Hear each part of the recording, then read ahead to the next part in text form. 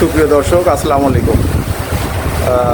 আজ 30শে সেপ্টেম্বর 2024 আসছি। সেলিম ভাইয়ের খামারের অবস্থান পাবনা জেলা ভাঙ্গুড়া থানার ভবানীপুর ভাটোপাড়া গ্রামে, একবারে মসজিদ সংলগ্ন খামারটি। আপনারা সরাসরি চলে আসতে পারেন। স্ক্রিনে আপনাদের কাছে আমি নাম্বারটা দিয়ে দিব। সেলিম ভাইয়ের এটা সদ্য একবারে বাচ্চা দিয়েছে, সম্প্রতি 4 দিন বাচ্চার বয়স, এখনও দুধ নামেনি, আপনারা দেখতেই পাচ্ছেন। গাভীটা অনেক বড়, এটা হাতির সমানই বলতে হয়।